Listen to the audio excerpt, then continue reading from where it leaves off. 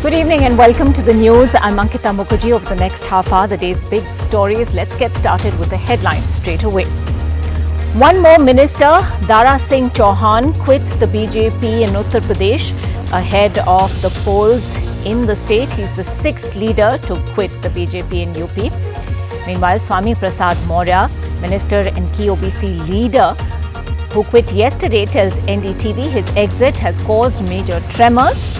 But a day after his resignation, there's also an arrest warrant against Maurya in a 2014 hate case. The centre warns the COVID positivity rate across the country is phenomenally high. There are 300 districts where the positivity rate is now over 5%. The centre's warning also, don't take Omicron lightly. It's not a common cold. But despite those rising positivity rates, poll campaigns to harvest festivals all draw massive crowds amid the Omicron surge. The Aam Aadmi Party chief conducts a door-to-door campaign right after his own COVID recovery. Curbs are relaxed for harvest festivals, Bihu, the one in Ganga Sagar, as well as Makar Sankranti, despite positivity soaring.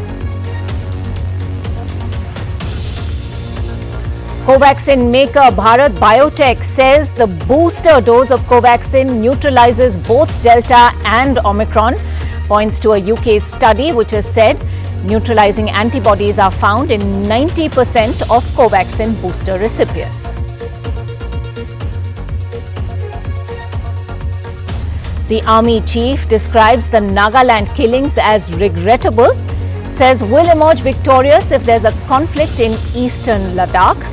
Also says there will be dire costs if terror is forced upon us.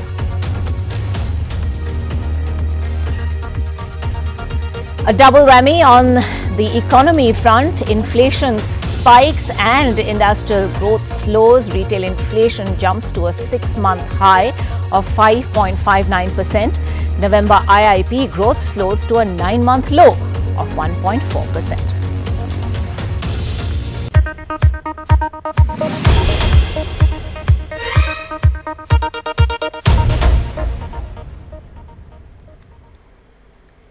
Our top story tonight, a second minister, Dara Singh Chauhan, has now quit Yogi Adityanath's cabinet in Uttar Pradesh after Swami Prasad Maurya's shock resignation yesterday. He is the second OBC leader to quit Team Yogi just before next month's state election. His reasons for doing so echoed Maurya's explanation offered less than 24 hours ago. However, while Akhilesh Yadav has been all too quick to tweet photographs of himself with the leaders who are exiting the BJP, the netas currently in the limelight are playing it cool. Interestingly, a court in Sultanpur also issued an arrest warrant against Swami Prasad Maurya in a case over a hate speech he allegedly made in 2014. First Swami Prasad Maurya and now a resignation by UP government minister Dara Singh Chauhan. The reasons offered mirroring those of Maurya, the alleged neglect of backward classes by the government. Once again a tweet from Akhilesh Yadav welcoming Mr. Chauhan. जैसे जैसे चुनाव करीब आएगा और हर faces के चुनाव हैं, बहुत जल्दी नॉमिनेशन से पहले लगातार नाम आएंगे. जब पिछली बार स्वामी साहब मौर्य जी साथ आए, हमें खुशी है, उनके साथ और साथी भी आए हैं. समाजवादी पार्टी की जो आने वाले समय में लड़ाई है उसको और आसान किया. But like Swami Prasad Maurya, Chauhan says he will decide later. जो हमारे शुभचिंतक, जो हमारे समर्थक साथी हैं, जिनके सहयोग से मुझे कई बार लोकसभा से लेकर विधानसभा तक पहुंचने का मौका मिला है, उनसे मैं बुलाऊंगा, राय करूंगा, जैसा उनका निर्णय होगा. इतनी पूर्ण बहुमत की आपने देखा कि सरकार बनी और सरकार बनने के बाद उनको न्याय और इंसाफ नहीं मिल पाया. Chauhan is an OBC leader from Eastern UP. He was a long-term Bahujan Samaj Party leader before joining the BJP in 2015. When he joined, he was made the president of the BJP's OBC Morcha, and in 2017, he became the Minister for Environment and Forests. Sources in the BJP claimed that Dara Singh Chauhan was unpopular in his area and was going to be dropped anyway. But two big ministers and 4 MLAs exiting the BJP in a space of 24 hours is bad news for the party. 24 hours after he resigned from Yogi Adityanath's cabinet, an arrest warrant against Swami Prasad Maurya from a court in Sultanpur in an ongoing case over a hate speech he allegedly made in 2014. But Maurya remained unfazed and was still cryptic about joining Akhilesh Yadav's Samajwadi Party. मेरे इस्तीफे का स्वागत कोई करेगा मैं उसको धन्यवाद दूंगा। हमारे इस्तीफे का कोई भी स्वागत करेगा हम उसे धन्यवाद देंगे। हजारों कार्यकर्ता रहे मैं सबको धन्यवाद दे रहा हूँ। समाजवादी पार्टी नहीं ज्वाइन कर रहे हैं अभी 14 जनवरी को वो भी तय हो जाएगा। हम क्या कर रहे हैं तो 2 दिन क्या करेंगे आज कल 2 दिन हम अपने साथियों से कार्यकर्ताओं से जो हजारों की तादाद में कल से लगातार आ रहे हैं मैं उनसे मिल रहा हूँ सुन रहा हूँ उनकी बात को सुन रहा हूँ उनकी भावनाओं को समझ रहा हूँ। Maurya may be non-committal about joining the SP, but many from the party visited him in Lucknow today, including this ex-MLA from Eastern UP. ऐसा कोई विधानसभा नहीं है जहां कि 2000 से लेके 5000 10,000 वोट न बढ़े। हर विधानसभा में इनका 10-5,000 वोट बढ़ने का काम होगा। A question which everybody is asking whether more BJP lawmakers will quit and align themselves with Swami Prasad or with Akhilesh's Samajwadi Party. One of the ministers about whom rumours are circulating, Dara Singh Chauhan, issued this video today. मैं Bharatiya Janata party में हूं और Bharatiya Janata party में ही रहूंगा। मैं आपके माध्यम से खंडन करता हूं कि मैं पार्टी नहीं छोड़ रहा हूं।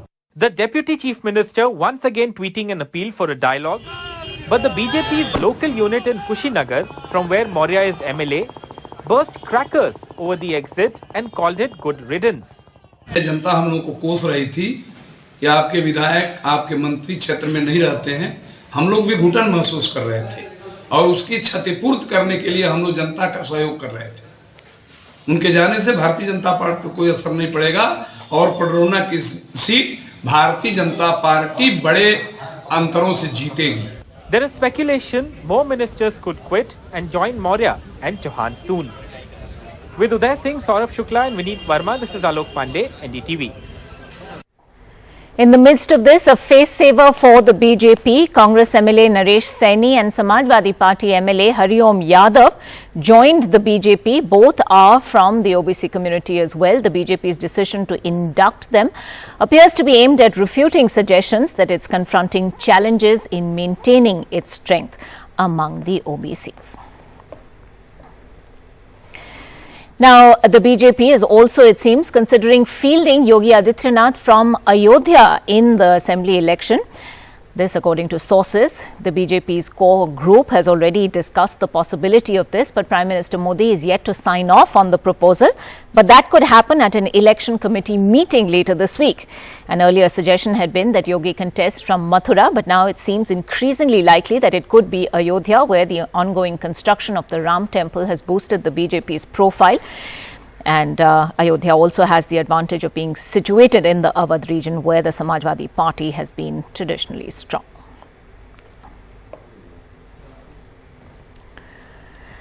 Let's get you the latest in India's battle against the third COVID wave, powered largely by the Omicron variant. Well, almost 2 lakh new cases have been reported in the last 24 hours. Let's take a look at those figures. India's COVID positivity rate currently stands at 11.05%.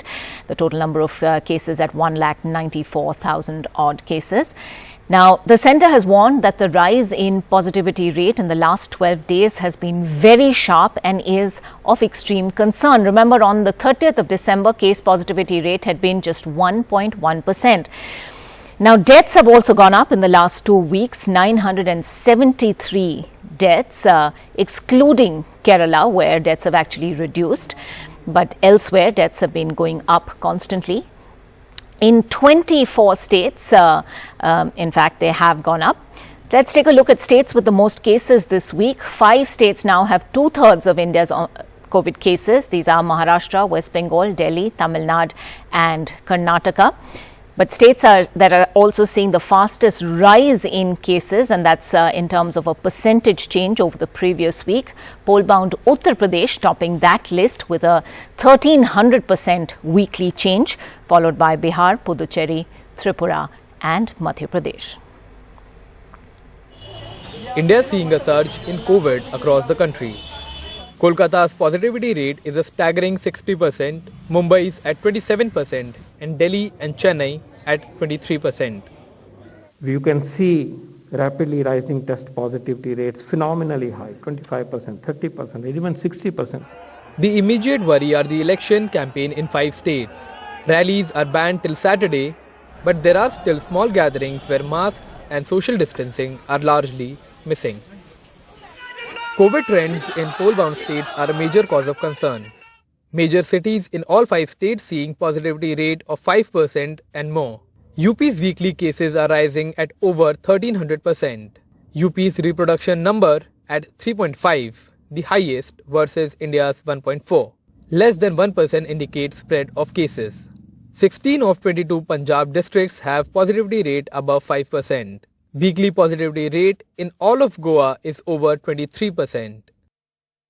However, the centre today refused to say whether the ban on election rallies will be extended.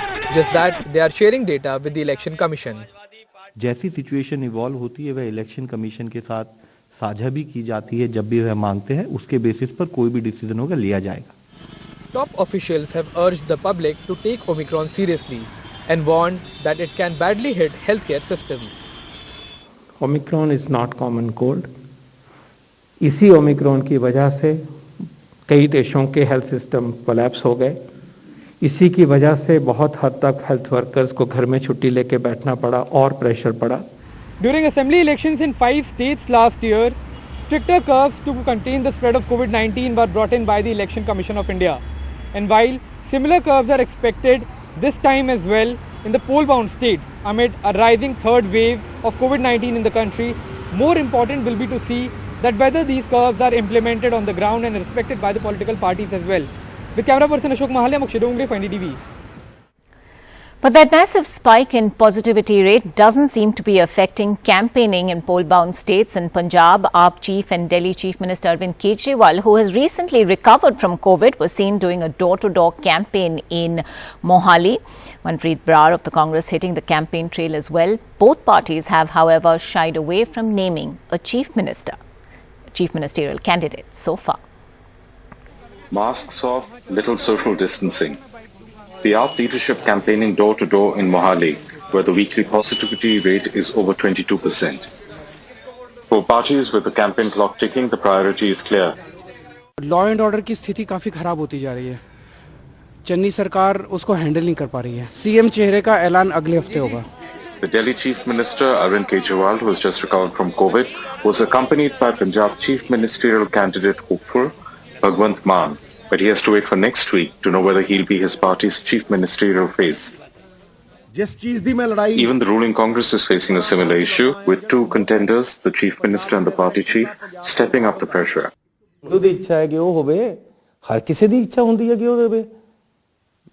कोई सोचदा ਮੈਨੂੰ ਇਹ ਬਣਾਓ ਕੋਈ सोचदा नहीं बनाओ मैं कहना यार ਜਿਹੜੀ ਪਾਰਟੀ ਬਣਾਏਗੀ ਠੀਕ ਹੈ ਉਹ ਭਾਈ ਸੀਐਮ ਬਣਾਉ ਪੰਜਾਬ ਦੇ ਲੋਕ ਤੈਨੂੰ ਕਿਹਨੇ ਕਹਦਾ ਮਿੱਤਰਾ ਕਿ ਹਾਈ ਕਮਾਂਡ ਬਣਾਉਗੀ CM Who told you?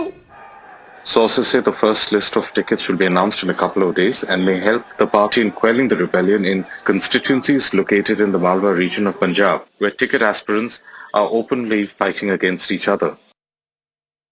At a time when polls 2022 seem to be a personality contest in Punjab, none of the parties except Akali Dal has yet announced their chief ministerial face. And once parties announce their chief ministerial face, the poll campaign will also gather steam in the coming days. With camera person Ashwini Mehra in Chandigarh, Mohammad Ghazali for NDTV. And with the big harvest festivals now just days away, there are fears that they could become super spreader events as well. Already, COVID curbs have been relaxed in Assam despite soaring positivity. The Bengal Chief Minister's decision to allow the Ganga Sagar festival to go ahead has raised eyebrows. Andhra Pradesh too has postponed night curfew ahead of Makar Sankranti. Decisions that may be popular in the short run, but at what cost? Assam is gearing up for its biggest harvest festival, Bogali Bihu, at a time when there is a major COVID spike with 2,800 cases reported yesterday. Yet, the state government has lifted curbs to allow celebrations but not large gatherings. We are mostly in touch with the various organizers of functions and all. Since No express restrictions have been put as of now. We are still monitoring the situations. Curfew hours would be relaxed for a day to allow people to celebrate Bihu, even though experts say a large community gathering might cause a big surge in places like Guwahati, where the positivity rate is above 10%. Replication level is much higher than the other variant. That is why we must be very concerned and we must be very cautious. At a time when Assam is witnessing a major spike in the number of COVID cases, with the positivity rate in Guwahati more than 10%, people are also gearing up to celebrate Assam's biggest festival, the Bhogali Bihu. In Bengal too, which is badly hit by the current surge, the authorities have allowed visitors and holy men from many states at the Ganga Sagar Mela. Chief Minister Mamata Banerjee has allowed public events, even though provisions have been made for RT-PCR tests and also vaccinations at the venue, even though vaccination's efficacy kicks in only after 2 weeks. At Sikandrabad railway station, a rush to catch trains headed to Andhra Pradesh, as people go home to native towns and villages for 4 days of Sankranti celebrations. अरे तो जाना तो है ही है ना, जाना एक सत्य है, आप परहेज रखिए, कोरोना के मास्क लगाइए, सैनिटाइजर लगाइए, భయం ఉంటుంది బట్ మన జాగ్రత్తలో మనం ఉంటే బెటర్ అండి. ఫేస్ మాస్క్ వేసుకొని శానిటైజర్ ధరించుకొని వెళ్ళడంలో better. So the Andhra Pradesh government that had initially imposed night curfew from Tuesday, the 11th of January, postponed it by 1 week from January 18th to 31st. It also said no more than 200 people at public events and ceremonies and no more than 100 people in indoor events, whereas cockfights like this one are very popular and are usually witnessed by several hundreds. Experts worry that the celebrations may take the COVID numbers from the urban cities to the villages, where this harvest festival is largely celebrated. With Ratnadeep Chaudhary in Guwahati, Shankar in Kolkata and Nagaraju in Hyderabad, Uma Sudhir for NDTV.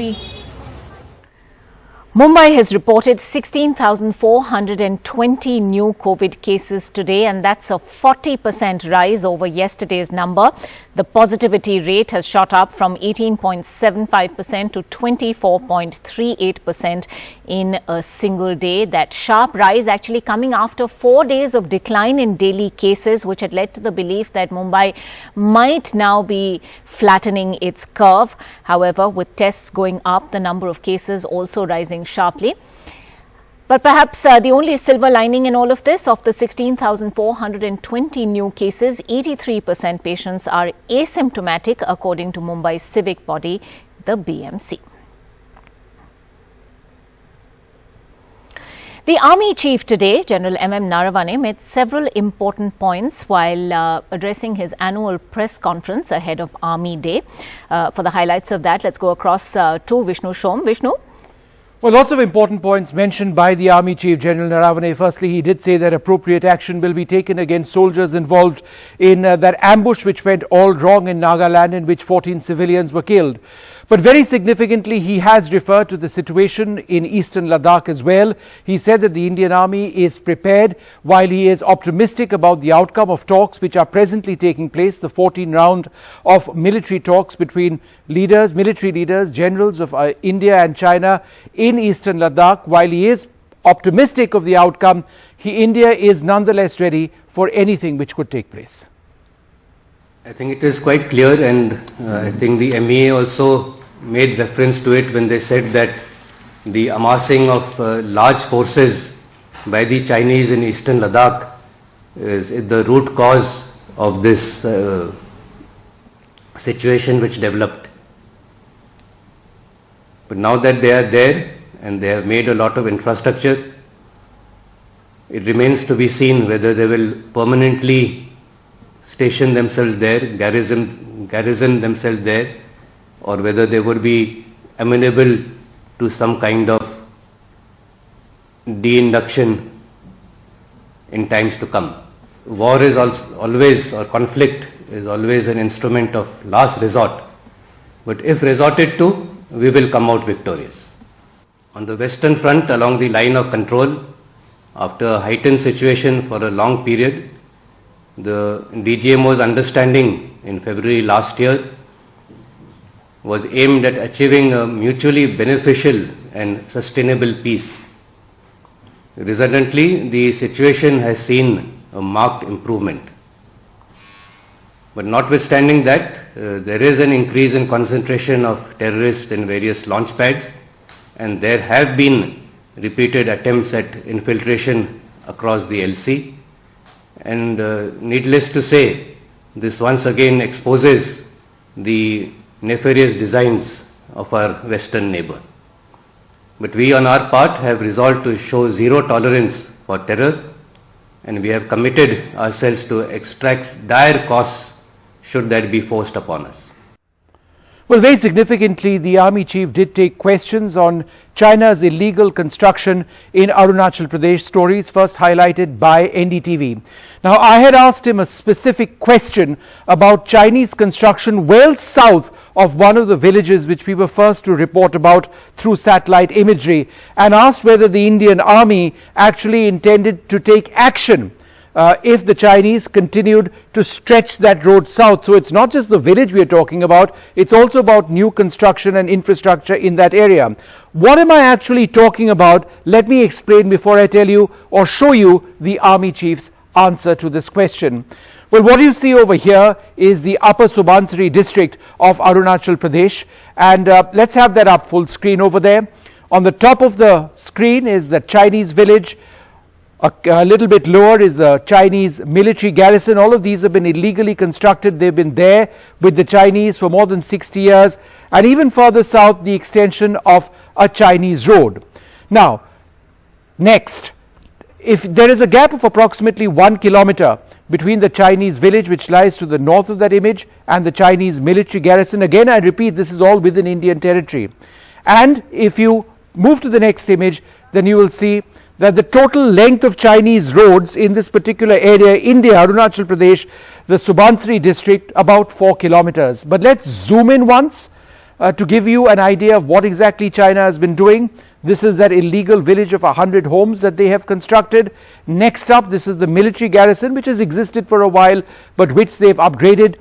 And finally, all of these roads and little bridges and projects run off the river that you can see over there. This is what China is doing to actually change the status quo in the area. But when asked about this, this is what the Army Chief had to say. The ME has amply clarified our position. This is arising because the LAC is undemarcated and there are different perceptions on where the border actually lies. And as long as the boundary question remains unresolved, such kind of issues will keep cropping up. And I think the long-term solution therefore is to resolve the border question once and for all, rather than every now and then this becoming a point of difference and a pinprick in our bilateral relations. But as far as we are concerned, as the Indian Army, we are very well poised all along our borders, and there is no question that any status quo as it exists today will ever be altered by force. On to other news, a double whammy on the economy front. Inflation has spiked and IIP growth has slowed at the same time. Retail inflation jumped to a 6-month high. December retail inflation rose to 5.59% versus 4.91% in November 2021. Food inflation was a big contributor at 4.5%. November IIP growth slowed to a 9-month low. Contraction was seen in capital goods and consumer durables.